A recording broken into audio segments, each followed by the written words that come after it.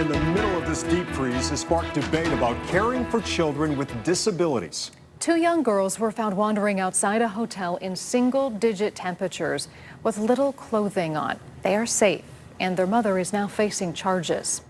The woman's two older children brought their concerns for their sisters to News 5's Catherine Ross. She also spoke with police, the father of the children, and then directly with the mother at the center of this controversy. We're gonna go in my car, okay? We're gonna go in my car so we can get you nice and warm, okay? Body camera video from Menor Police shows the rescue of a 3-year-old from sub-freezing conditions. It's really cool. Our first concern was to get her warm. Police learned the girl was staying with her family here at the Extended Stay America. They found her mother asleep in their room and soon realized the family's 8-year-old daughter was also missing.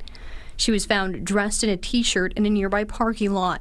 Blanket or something for us? Yeah, it's warm in here. Police charged the girl's mother, 36-year-old Laura Beitler, with 2 first-degree misdemeanor counts of child endangering. We're not making any judgment on her being a bad mother or anything like that at all, right? But in that moment, it fit the ordinance that she failed to provide care for the children and putting them in real danger. We spoke to Beitler in the days after the incident. The first thing that enters my mind every single time that she's missing is that, oh God, I hope that she doesn't end up dead. She tells us she has 5 children under age 8. 3 of them are on the autism spectrum, adding the 8-year-old who got out Thursday morning habitually runs away. It's one of my worst fears for her is that she's going to end up hurt in some way or someone's going to take her. Beitler's older daughters, 19-year-old Alicia Wisniewski and 17-year-old Julia Shaw, say they've shared those concerns for their siblings. This is a very serious situation, and these children are in danger, and there's no hope for their future if we do not help them. Beitler says she signed over custody of the older girls when they were toddlers while she battled addiction as a teen mother.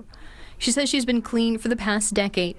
Wisniewski and Shaw say despite her recovery, they think their mother is letting down their siblings. I do love her, but I'm very disappointed. I'm very disappointed because she says that she loves them, but she hasn't done much for them. They pointed us to these Paynesville police records from the past 2 years. They show several calls about the oldest daughter with autism found by neighbors. In June 2024, Beitler told police she was working with Job and Family Services to put up safeguards. In December 2024, the mother faced another child endangering charge after her 2-year-old son was found wandering barefoot down a busy street. That charge was later reduced to disorderly conduct. Both Shaw and Wisniewski say they made several of the calls for police welfare checks. Police did not find reason for alarm until August 2025 when they notified JFS about the state of the family's house. The last police contact was in December when the same 2 children found in Menor last week were reported out in the cold barefoot.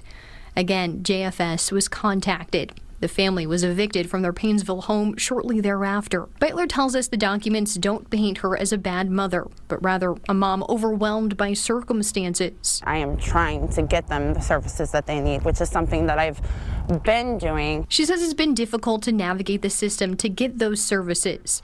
And her 8-year-old can defeat many locks and security measures, often letting her younger siblings out in the process.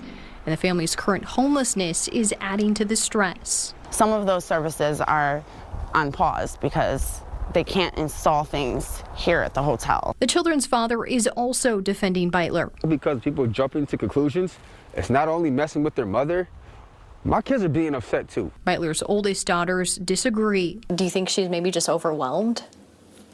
No. I think that could add to it. I think that definitely could add to it. But most of it comes from just her not being a present parent. It's not an excuse. You need to be there for your children. I did contact Lake County JFS for the story. They declined to share information, saying all cases are confidential. In Menor, Catherine Ross, News 5.